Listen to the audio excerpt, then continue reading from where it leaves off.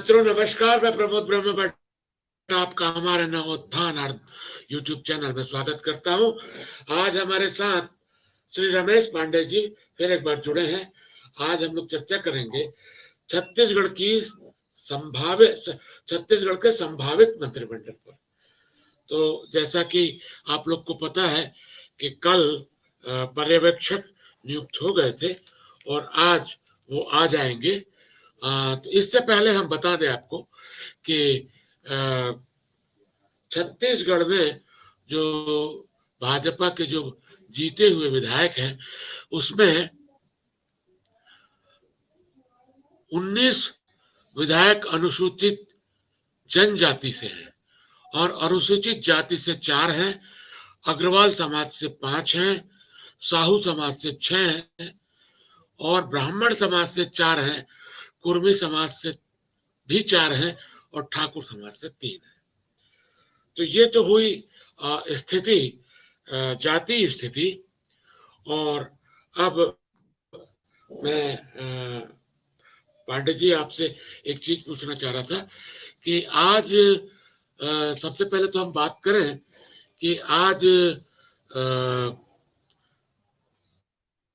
पूर्व मुख्यमंत्री रमन सिंह ने कहा है कि मंत्रिमंडल नए पुराने के सामंजस्य से बनेगा। तो आपका अनुभव है और वो क्या बोल रहा है कि क्या ये संभव है और आप क्या सोचते हैं इसको लेके? देखिए, जो वर्तमान परिस्थिति राजनीति की भारतीय जनता पार्टी में है उसमें एक चीज स्पष्ट हो गई है और साफ हो गई है कि न नया न पुराना, हर व्यक्ति वो चाहिए जो रिजल्ट दे सके। रिजल्ट ओरिएंटेड आदमी को ही मंत्रिमंडल में शामिल किया जाएगा।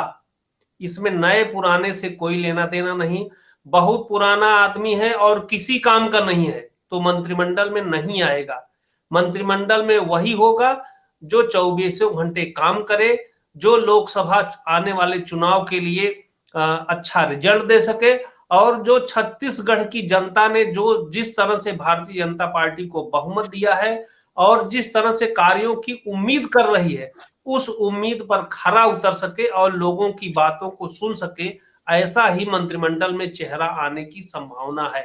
आप पिछले कई दिनों से देख रहे हैं जो छत्तीसगढ़ में मुख्यमंत्री चयन को लेकर के, मध्य प्रदेश में मुख्यमंत्री चयन को लेकर के और राजस्थान में मुख्यमंत्री चयन को लेकर के जो समय लग रहा है उसके पीछे कहीं ना कहीं यह बात सामने आ रही है कि ऐसे व्यक्तित्व की तलाश की जा रही है जो अपना नाम ऊंचा करने के बजाय पार्टी का नाम ऊंचा करे, जो अपना नाम ज्यादा से ज्यादा प्रचारित करने के बजाय पार्टी को प्रचारित करे।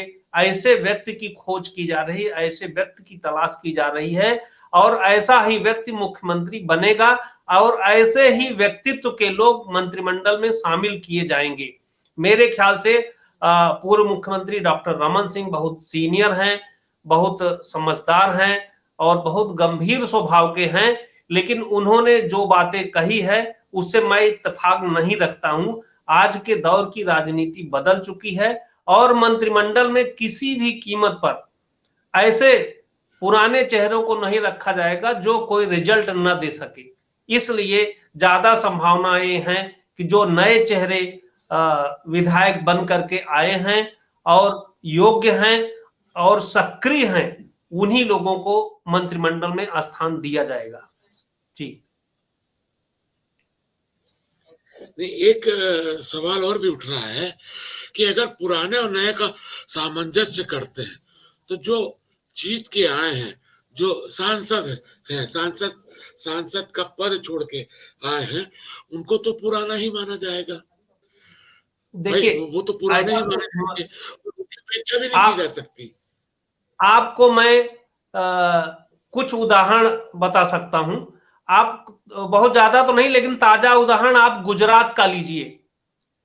गुजरात में जो मुख्यमंत्री बनाए गए उन्होंने पूरे मंत्रिमंडल से पुराने सभी मंत्रियों को हटा दिया और सब नए चेहरों को मंत्री बनाया। दूसरा उदाहरण आपको मैं इसी छत्तीसगढ़ का देता हूं। 2019 के लोकसभा के चुनाव में भारतीय जनता पार्टी के जितने सांसद थे पुराने जितने चेहरे थे उसमें एक भी चेहरे को चुनाव मैदान में नहीं उतारा गया, एक भी चेहरे को उम्मीदवार नहीं बनाया गया। आप किसी भी आज जो वर्तमान सांसद हैं उसमें से भारतीय जनता पार्टी के जो वर्तमान सांसद हैं उसमें एक चेहरे को बताइए जो पूर्व सांसद रहा हो और फिर सांसद बन गया हो, जो पिछली बार सांसद रहा हो उसको फिर टिकट दे दिया गया हो। इससे साफ है कि ऐसा कोई मंतव्य नहीं है और ऐसा कोई मानक नहीं है कि पुराना है, सीनियर है तो मंत्री बनेगा ही, पहले कई बार मंत्री रहा है तो इस बार मंत्री बनेगा ही, ऐसा कोई मानक नहीं है। मानक सिर्फ एक है, वह है चुनौतियों पर खरा उतरना। भारतीय जनता पार्टी के, अमित शाह जी के, ओम माथुर के, मनसुख मांडविया के और प्रधानमंत्री नरेंद्र मोदी के चुनौतियों पर जो खरा उतरेगा वो मुख्यमंत्री बनेगा, वही मंत्रिमंडल में शामिल होगा। इसमें पांडे जी एक बात और है, पहले वाली बात और थी जब वो था, आज बहुत अच्छी मेजॉरिटी से जीते हैं और मोदी का जादू और मोदी की गारंटी पे जीते हैं। इसलिए मुझे भी लगता है कि आप जो बोल रहे हैं वो बिल्कुल सही है। तो चलिए अपन बात करते हैं कि भाई क्या संभावनाएं बन सकती है। 3 चेहरे तो मुझे दिख रहे हैं।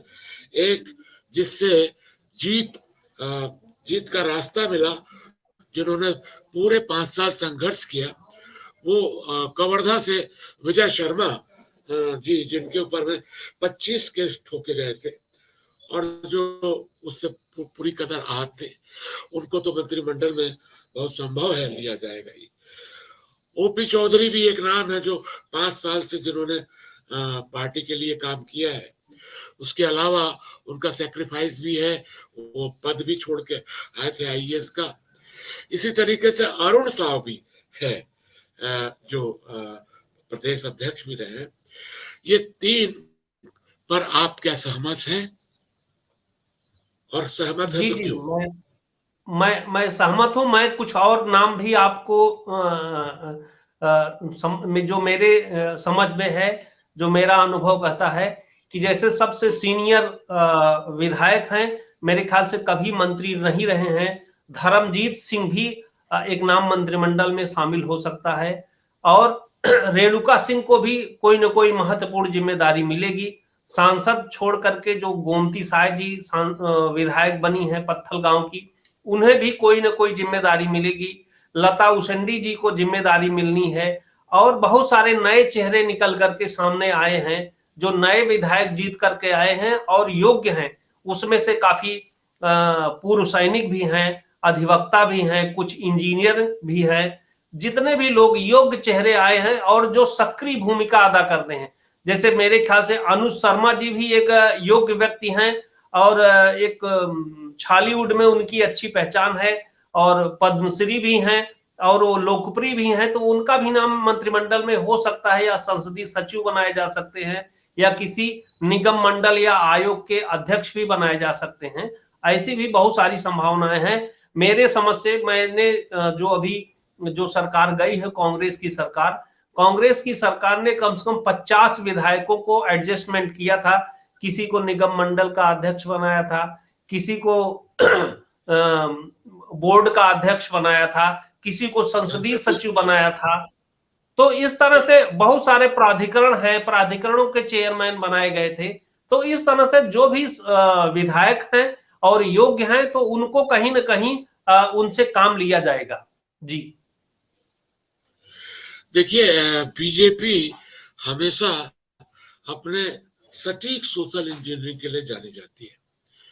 मैंने आपको बताया था कि भाई इस समय साहू समाज से 6 आए हैं, अग्रवाल समाज से 5 हैं, जनजाति से 4 हैं, ब्राह्मण से 4 हैं, कुर्मी से 4 हैं, 3 ठाकुर से हैं। तो आपने ठाकुर तो बता दिया, ब्राह्मण का भी नाम आ गया। कुर्मी समाज से भी सीनियर में अजय चंद्राकर चल रहे हैं, धर्मलाल कौशिक भी है और वैसे ही अगर हम अनुसूचित जाति से लें तो खुशवंत साहब है जो जीत के आए हैं और उसमें पुराना नाम एक है दयाल दास बघेल जो पहले मंत्री थे और पुन्नूलाल मोहले भी एक सीनियर व्यक्ति हैं।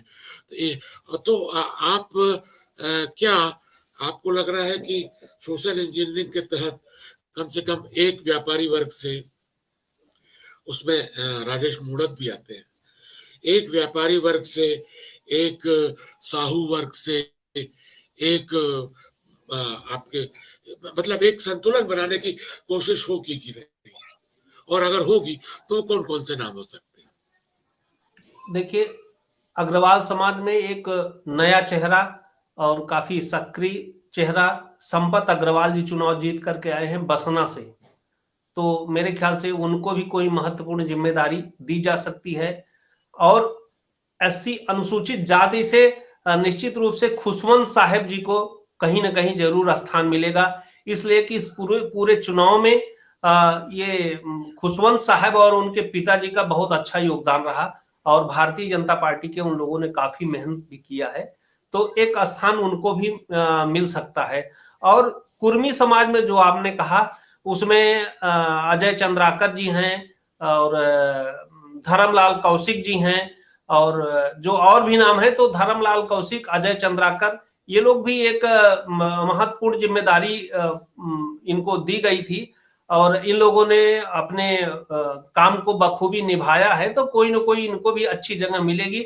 व्यापारी समाज में भी अब जैसे मैंने संपत अग्रवाल का नाम लिया तो व्यापारी समाज से भी हैं, अग्रवाल समाज को भी प्रतिनिधित्व कर रहे हैं, तो ऐसे ही कुछ लोगों को जिम्मेदारी दी जाएगी जिनका संदेश दोनों समाज में चला जाएगा।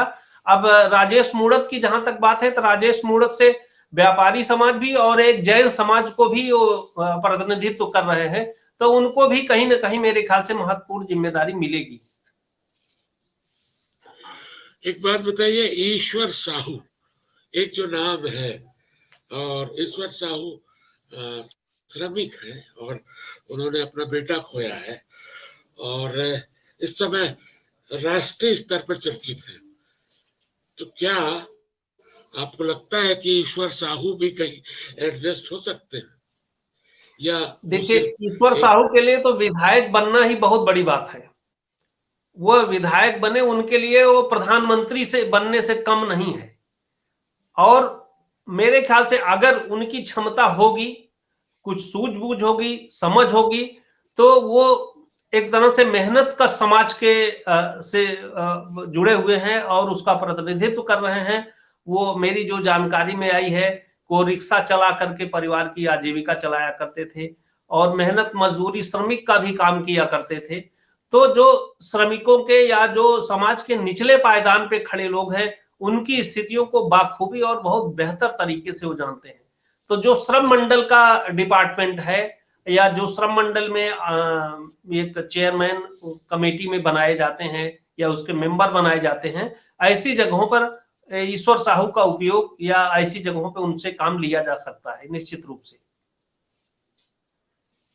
जी आज तो रायशुमारी शुरू हो जाएगी, कल बैठक है और बैठक के बाद फिर नाम डिक्लेयर हो जाएगा, तो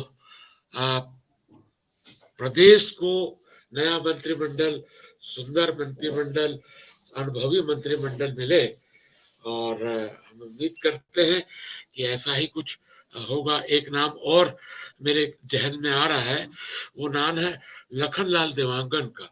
वो कोरबा से जीत के आए हैं और वो एक कद्दावर मंत्री जो अग्रवाल समाज के थे, तो उनको हरा के वो आ रहे हैं, वह भी एक मंत्रिमंडल के लिए बढ़िया नाम हो सकता है। आपको और प्रदेश को नए स्वस्थ और अच्छे मंत्रिमंडल के लिए पहले से शुभकामनाएं। अपन इसके बाद फिर अगली मुलाकात करेंगे, तब तक नमस्कार।